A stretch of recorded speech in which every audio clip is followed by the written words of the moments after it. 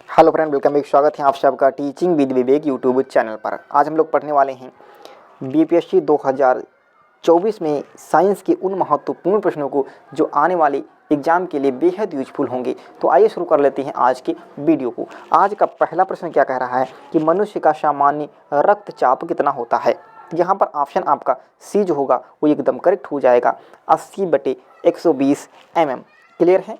आगे बढ़ेंगे अगले प्रश्न की ओर। अगला प्रश्न क्या कह रहा है कि मानव शरीर में कुल कितनी हड्डियां होती हैं। तो कितनी होती हैं, 212, 206, 270 या 370।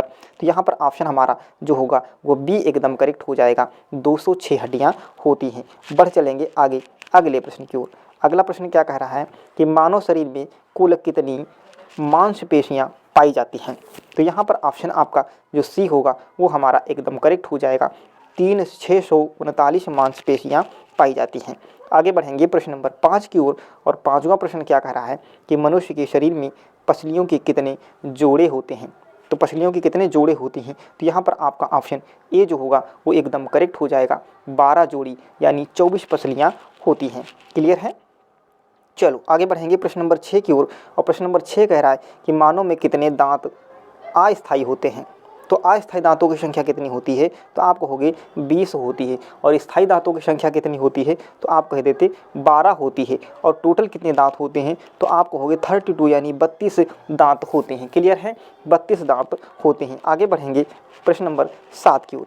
सातवां प्रश्न है कि कर्ण अस्थियों की कुल संख्या कितनी होती। कर्ण मतलब कान, कान में कुल कितनी अस्थियां यानी हड्डियां पाई जाती हैं। तो कान में कितनी होंगी, तो यहाँ पर ऑप्शन आपका सी करेक्ट हो जाएगा, 6। यानी एक कान में कितनी 3 हड्डियां पाई जाती हैं। 2 कान होंगे तो 3 और 3 टोटल कितनी हड्डियां हो जाएंगी, 6 हड्डियां हो जाएंगी। बात से छोटी हड्डी कहाँ पाई जाती है, तो आपका आंसर आ जाएगा कान में यानी कर्ण में। कान में सबसे छोटी हड्डी पाई जाती है। उस हड्डी का नाम क्या होता है, तो आप तुरंत कह दोगे स्टेप्स। क्या होता है मेरे दोस्त, स्टेप्स। कान की सबसे छोटी हड्डी स्टेप्स होती है। कान में कितनी हड्डियां होती हैं, तो आप कहोगे 3। टोटल कितनी होती हैं, तो 6। यानी ऑप्शन हमारा यहाँ पर कौन सा करेक्ट हो जाएगा, सी ऑप्शन हमारा एकदम करेक्ट होगा। आगे बढ़ेंगे अगले प्रश्न की ओर। इनमें कौन सी धातु उपस्थित होती है। तो इंसुलिन में कौन सी धातु होती है, तो आपका आंसर आ जाएगा बी यानी जस्ता। कौन सी धातु होती है, तो बी ऑप्शन आपका एकदम करेक्ट हो जाएगा। आगे बढ़ेंगे प्रश्न नंबर 9 की ओर। 9वां प्रश्न कह रहा है कि इंसुलिन निम्न में से कहाँ से स्रावित होता है। तो इंसुलिन कहाँ से स्रावित होता है, तो यह स्रावित होता है अग्नाशय से। कहाँ से, अग्नाशय से। और पूछा जाए कि इंसुलिन कहाँ पे इकट्ठा होता है, तो आपका आंसर क्या हो जाएगा, तो आपका आंसर क्या हो जाएगा, पित्त में। कहाँ, पित्ताशय में। कहाँ हो जाएगा, पित्ताशय। तो आप आंसर क्या कर देते, ए कर देते। लेकिन पूछा गया कहाँ से स्रावित होता है, तो आपका आंसर क्या हो जाएगा, अग्नाशय। यानी ऑप्शन सी हमारा जो होगा वो एकदम करेक्ट हो जाएगा। आगे बढ़ चलेंगे प्रश्न नंबर 10 की ओर। 10वां प्रश्न कह रहा है कि इंसुलिन की खोज किसने की थी। तो इंसुलिन की खोज भैया किसने की थी, तो यहाँ पर ऑप्शन हमारा जो होगा वो डी करेक्ट हो जाएगा। इंसुलिन की खोज किसने की थी, तो डी ऑप्शन हमारा करेक्ट हो जाएगा, बेंटिंग व बेस्ट ने। क्लियर है। चलो आगे बढ़ेंगे प्रश्न नंबर 11 की ओर। 11वां प्रश्न है कि रक्त जमने में किस तत्व की भूमिका होती है। रक्त जमने में किस तत्व की भूमिका होती है, तो यहाँ पर ऑप्शन हो जाएगा ए। किस तत्व की होगी, तो कैल्शियम। यानी रक्त में कौन सा तत्व होगा, तो कैल्शियम। क्लियर है। चलो आगे बढ़ें। आगे बढ़ेंगे प्रश्न नंबर 12 की ओर। 12वां प्रश्न देखो क्या कह रहा है। हमारी अस्थियां तथा दांत सामान्यतः बने होते हैं। काहे के बने होते हैं, हमारी अस्थियां यानी हड्डियां और दांत सामान्यतः बने होते हैं। तो भैया काहे के बने होते हैं, आपका आंसर यहाँ देना है। तो आप दे दोगे ट्राई कैल्शियम फास्फेट। यानी ऑप्शन आपका डी जो होगा एकदम करेक्ट हो जाएगा। आगे बढ़ चलेंगे प्रश्न नंबर 13 की ओर। प्रश्न नंबर 13 कह रहा है कि निम्नलिखित विटामिन में से किस में कोबाल्ट पाया जाता है। तो कोबाल्ट किस में पाया जाएगा, तो आप कहोगे विटामिन B12। यानी विटामिन B12 में कोबाल्ट धातु पाई जाती है। ऑप्शन हमारा बी करेक्ट हो जाएगा। आगे है प्रश्न नंबर 15। क्या कह रहा है कि विश्व में सबसे बड़ा पुष्प कौन है। तो विश्व का सबसे बड़ा पुष्प आपसे पूछाएगा तो रिफ्लेक्सिया, और सबसे छोटा पूछेगा तो आप क्या कहोगे, बोल्फिया। ये विश्व का सबसे छोटा पुष्प होगा। क्लियर है। चलो आगे बढ़ चलेंगे प्रश्न नंबर 16 की ओर। 16वां प्रश्न है कि मानव में कुल कितने प्रकार के दांत होते हैं? तो मानव में कितने प्रकार के दांत होते हैं? तो आप कहोगे 4 प्रकार के दांत होते हैं। कितने प्रकार के? तो 4 प्रकार के दांत होते हैं। आगे बढ़ेंगे प्रश्न नंबर 17 की ओर। 17वां कह रहा है कि अल्पकता यानी एनीमिया किसकी कमी से होता है? एनीमिया रोग किसकी कमी से होता है? तो आप कहोगे ऑप्शन डी के साथ जाओगे, हीमोग्लोबिन किसके कारण? हीमोग्लोबिन के कारण। विटामिन डी की कमी से होता है सूखा रोग। क्या होता है? सूखा रोग। और विटामिन सी की कमी से क्या हो जाता है? तो आप कहोगे स्कर्वी। क्या हो जाता है मेरे दोस्त? स्कर्वी रोग हो जाता है।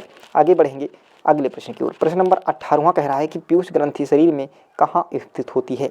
तो पीयूष ग्रंथि कहाँ पाई जाती है? तो यह मिलती है मस्तिष्क की नीचे। ऑप्शन सी हमारा जो हो जाएगा वो एकदम करेक्ट होगा। आगे बढ़ेंगे प्रश्न नंबर 19 की ओर। शरीर में सबसे बड़ी अंतःस्रावी ग्रंथि कौन सी है? यहाँ पर ऑप्शन आपका ए करेक्ट हो जाएगा। क्या? थायराइड। क्या करेक्ट होगा? थायराइड ऑप्शन हमारा जो होगा वो एकदम करेक्ट हो जाएगा। आगे बढ़ेंगे प्रश्न नंबर 20 की ओर। और 20वां प्रश्न कह रहा है कौन सा हार्मोन लड़ो उठो हार्मोन कहलाता है? तो यहाँ पर आपका आंसर हो जाएगा एंड्रोनिल, यानी बी ऑप्शन जो होगा, बी ऑप्शन जो होगा वो एकदम करेक्ट हो जाएगा। आगे बढ़ेंगे प्रश्न नंबर 21 की ओर। 21वां प्रश्न कह रहा है कि मानव रक्त का पीएच मान कितना होता है? बेहद आसान प्रश्न है। पीएच मान कितना होता है?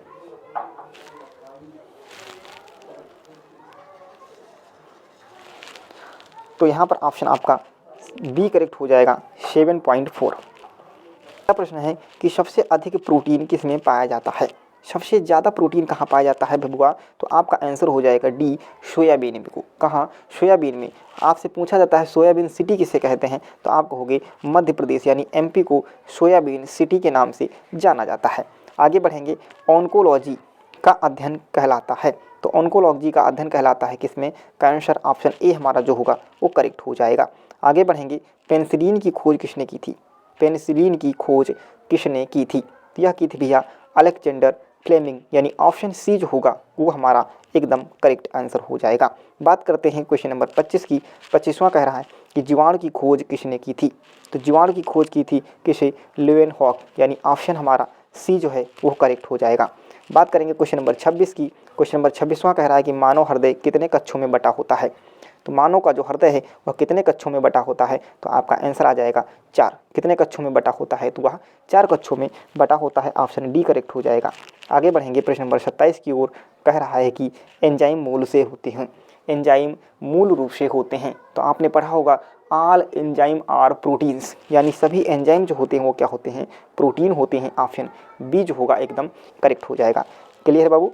चलो अगला है एलिशा जांच किस रोग की पहचान करती है? यानी एलिशा जो रोग है, एलिशा या जांच किस रोग के लिए की जाती है? तो एलिशा जो किया जाता है यह एड्स में किया जाता है। कहाँ? एड्स में। ऑप्शन डी जो होगा वो करेक्ट हो जाएगा। तो कैसा लगा आज का सेशन? कमेंट बॉक्स में जरूर बताइएगा। आपके कितने प्रश्न करेक्ट हुए उन्हें कमेंट बॉक्स में हमें ज़रूर अवगत कराइएगा। मिलेंगे अगले वीडियो में, तब तक के लिए जय हिंद, धन्यवाद।